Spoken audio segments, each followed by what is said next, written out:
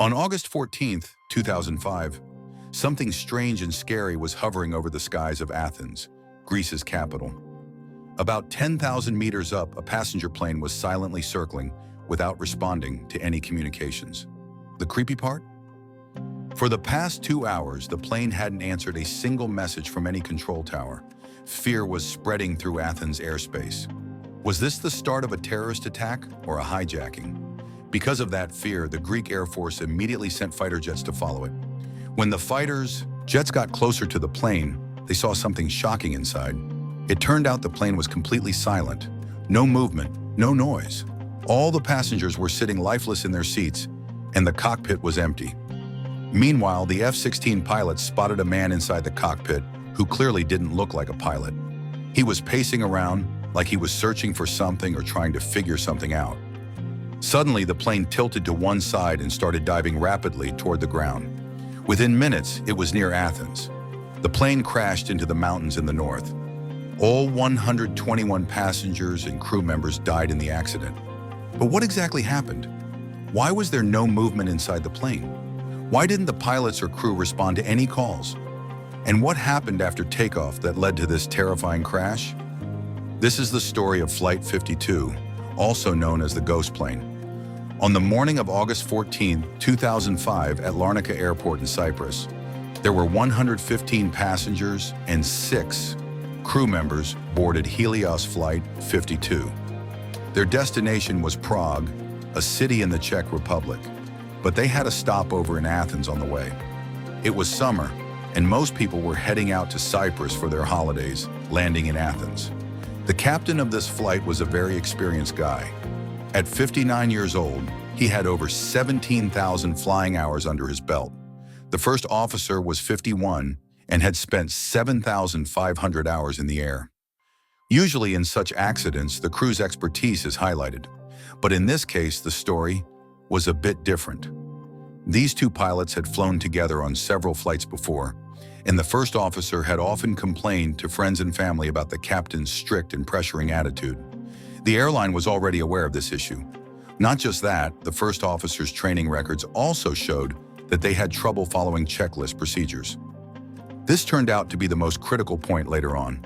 The plane was a 7-year-old Boeing 737-300. On a cold morning, the aircraft took off from Larnaca Airport without any problems. As soon as the plane climbed above 10,000 feet, the crew contacted Nicosia Air Traffic Control, and the captain asked for permission to fly at 34,000 feet, which they got.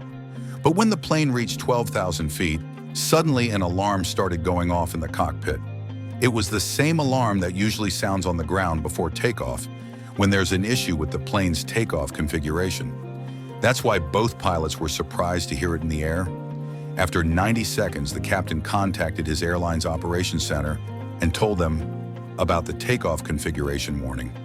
He also mentioned that the ventilation cooling fan lights were off. Then Majid asked where the circuit breakers for it were located. The engineer on the ground replied that those lights should have been off anyway, and the circuit breaker is behind the captain's seat.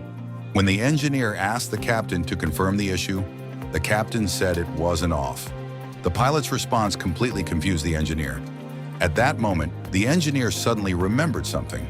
Before the flight, this same engineer had checked the pressurization system because its controls were right next to the ones the captain was giving confusing answers about.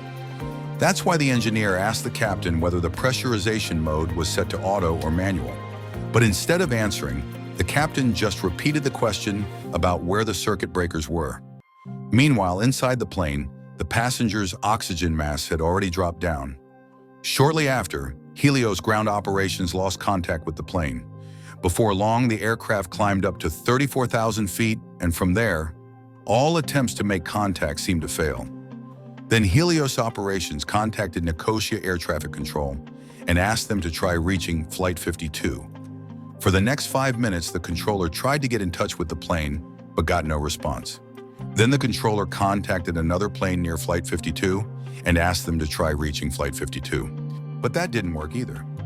Meanwhile, Flight 52 had entered Greek airspace without permission and had changed its flight. Plan continued. The Nicosia Air Traffic Control Tower also tried to contact Flight 52 on the emergency frequency. but there was no response from there either. Then they contacted Athens ATC in Greece and asked if they had been in touch with Flight 52. Unfortunately, there was no answer from the plane to their radio calls either. Now there were two possibilities. Either Flight 52 was having some radio transmission issue, meaning they could hear the calls, but their replies weren't getting through, or both pilots have been taken hostage. Considering the first possibility, Athens Control Tower gave permission for the plane to descend, but Flight 52 didn't give any sign that it was coming down. After trying to contact them more than 20 times with no response, Athens ATC had no choice but to get in touch with the Greek Air Force and inform them that Flight 52 entered the airspace without permission and wasn't responding to messages.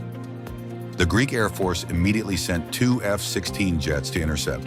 By this time, Flight 52 was on autopilot. The plane was perfectly following its flight path.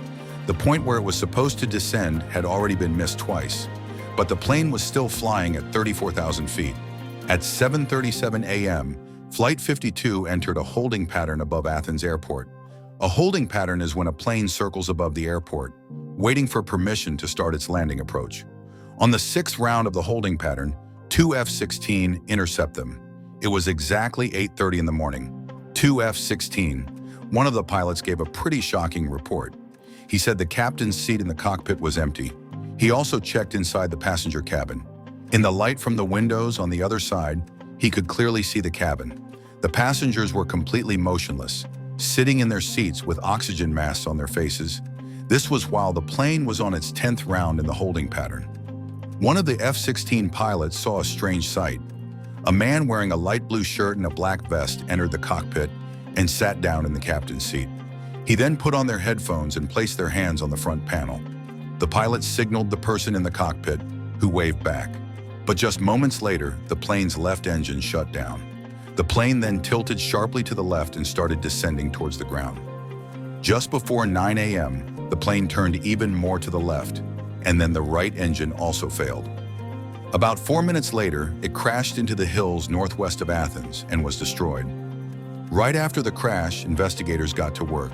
They inspected the wreckage and questioned the engineer who had done maintenance on the plane before the crash. The night before the accident, this engineer had carried out a pressurization leak test on the aircraft. During the test, he switched the pressurization mode on the overhead panel from auto to manual.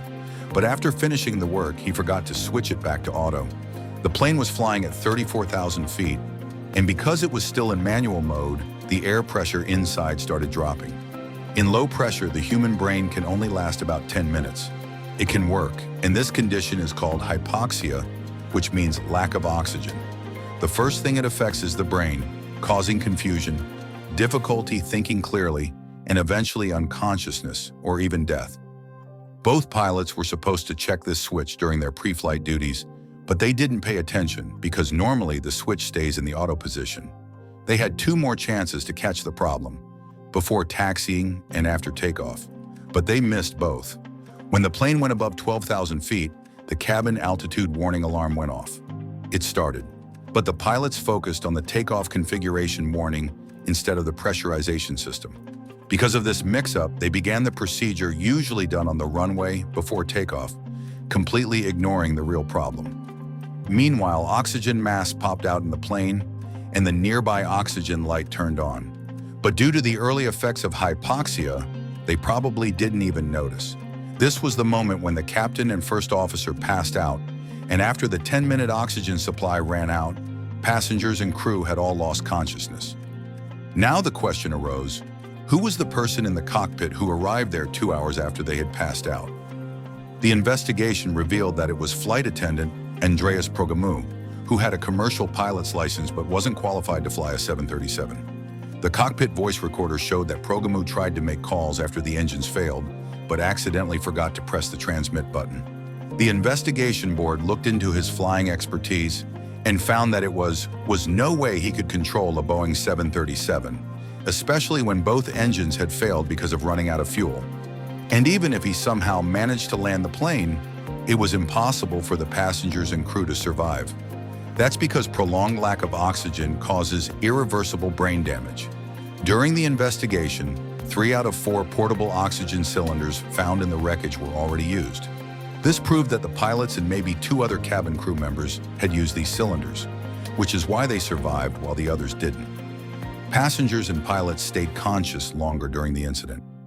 After the Helios Flight 52 crash, the aviation industry learned a lot and introduced several new SOPs, including guidelines for Boeing to enhance pilot training and better understand warning signals.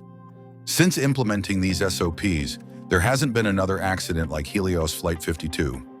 We hope you all like and share this video. Thanks so much for your love and comments. See you in the next awesome video.